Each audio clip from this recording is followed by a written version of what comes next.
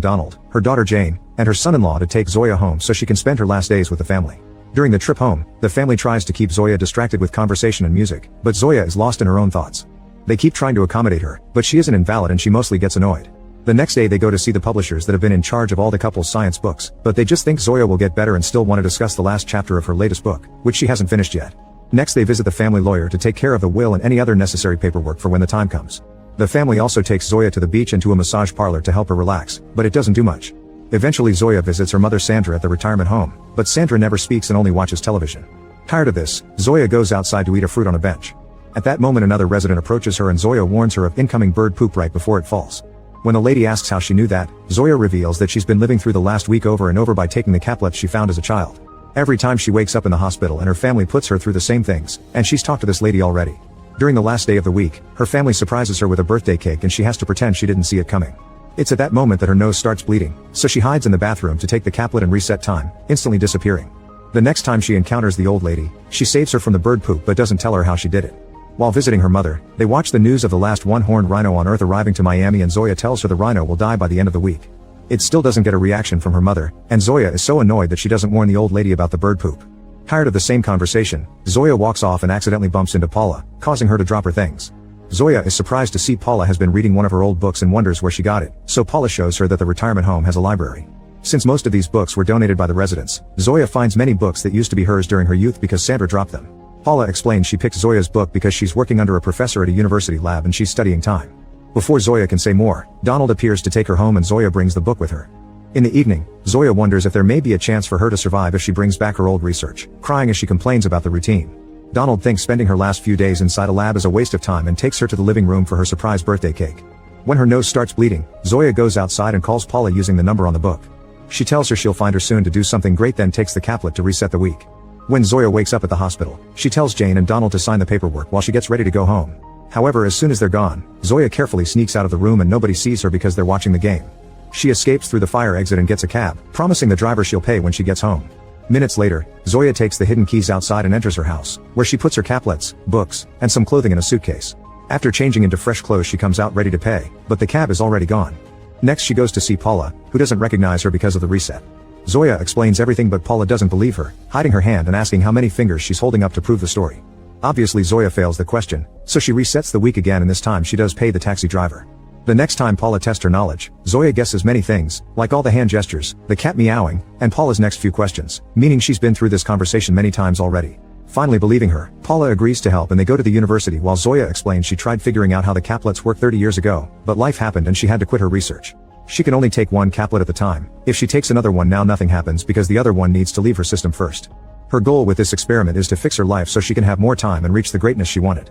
The lab and the equipment are quite old, but they'll have to do for now. Zoya shares what she knows. The caplets don't burn, melt, or dissolve. It's almost like they were never really there and they're constantly regenerating, as if existing in a state of limbo. Paula wants to look at the regeneration itself to break it down, however Zoya points out that the process is happening at a subatomic level. Instead she thinks they should try to replicate it like she started to do in her youth. An argument ensues on how to proceed and Paula gets an idea, so she leaves the lab to get some help.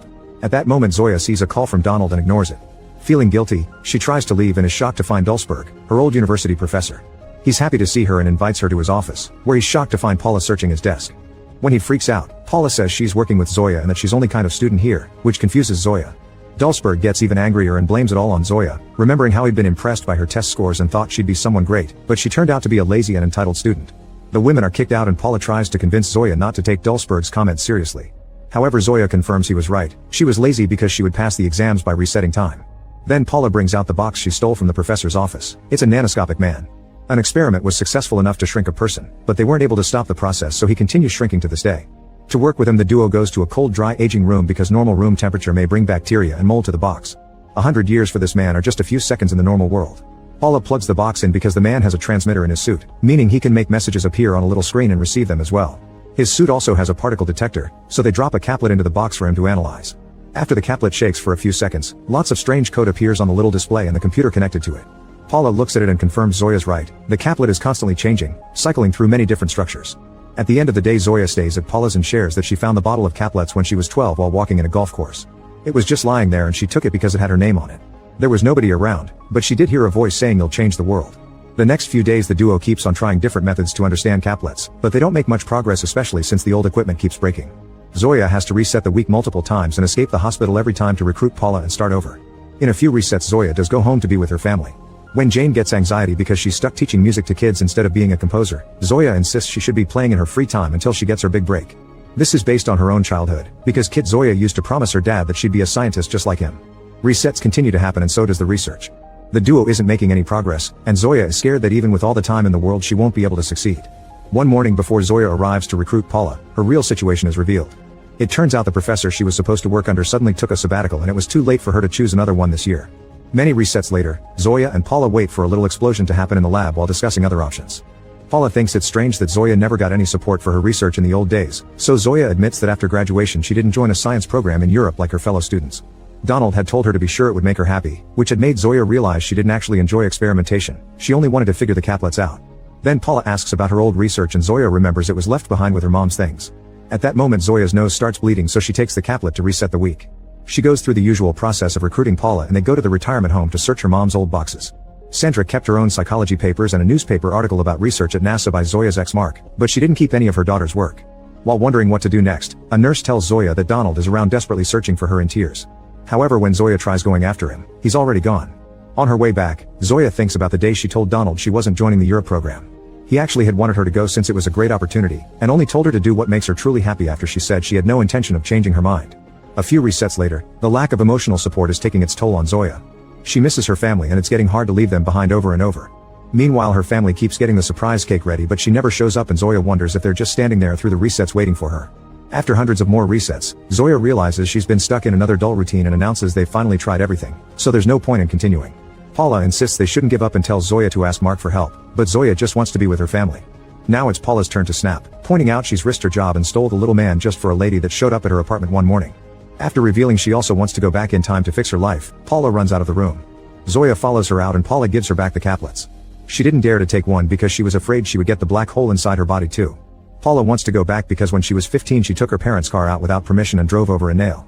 She put the car back without a word, thinking the parents would find the nail and remove it. However, they didn't see it and the tire blew up, killing them. Wanting to help Paula, Zoya announces she'll find Mark. That night Zoya shares that she found the caplets a week after her dad died and she tried to go back to save him, but she always woke up a day after his death. When Zoya mentions failing to be great like her dad hoped, Paula points out she wrote plenty of books and that's achieving a lot. The moment is interrupted by Zoya's nose bleeding and she resets the week, disappearing from Paula's room. After waking up, Zoya gathers her things and goes to see Dulsberg instead of Zoya. She goes on a rant about what he thinks of her and admits she can indeed be lazy or impatient, but at least she's trying and right now she needs Mark to achieve the next step. Impressed, Dulsberg gives her Mark's address. Afterward Zoya goes to the airport and while waiting for her plane, she thinks about the last time she saw Mark. They both attended the class reunion and their conversation had been very awkward because they belonged to different worlds. In fact, Zoya felt Mark's comments were demeaning. When Zoya finally makes it to Mark's house, it's his son Chris who opens the door with terrible news: Mark died. He spent all his time working and didn't eat or sleep, which completely ruined his health. Zoya is taken to Mark's office and among all his research and awards, she's shocked to find her own old notebooks. Chris admits he hates that room because Mark always said his work would make his son proud, but Chris only wanted a father. Then Zoya offers a hug to comfort him. Moments later Zoya goes through her old research and notices she used to write Donald's name on the pages. She thinks about their old dating days and understands what's most important to her, so she finally listens to all the messages in her voicemail. Joyce and Donald sound more and more desperate with each message because they can't find her. In the last ones they're crying and begging her to come back because they don't want her to die without seeing her one last time. Zoya has a breakdown as her nose starts bleeding, and when she looks down she sees the black hole growing in her chest. She desperately searches for her caplets to reset time one last time. When she wakes up, Zoya runs out of her room to hug her daughter and apologize. During the trip home, she behaves more friendly and gladly joins the conversation. That night she does the dirty with Donald and asks him if he believes they've lived a good life. He says yes with no hesitation. The next few days Zoya is more energetic while participating in activities with her family. She signs her will after adding a note to donate all her books to the retirement home. She brings Donald to the massage parlor to hold hands during it, and has a great time at the beach with her family. When she visits Sandra, she takes her to see the rhino before it dies. On the last day, Zoya visits Paula to hand her the caplets and her research. She's understood that being great means knowing when to pass your work to the next generation instead of chasing glory. Later Paula finds a little note in the notebook telling her who to contact in Princeton for support. That night Zoya happily enjoys the birthday cake with her family. This time her nose doesn't bleed and she stays in the room, so Jane brings her a present. It's an ultrasound revealing that Jane is pregnant, and she says they'll name the baby Zoya. As she cries in happiness, Zoya hugs her daughter but pulls back when her nose starts bleeding. She apologizes for not always being there for them and kisses Donald before telling everyone that she loves them. Suddenly the scene freezes except for the clock ticking. Zoya disappears in a weird blur that represents her death and reappears in the past, telling her younger self the words she remembers hearing when she picked up the bottle.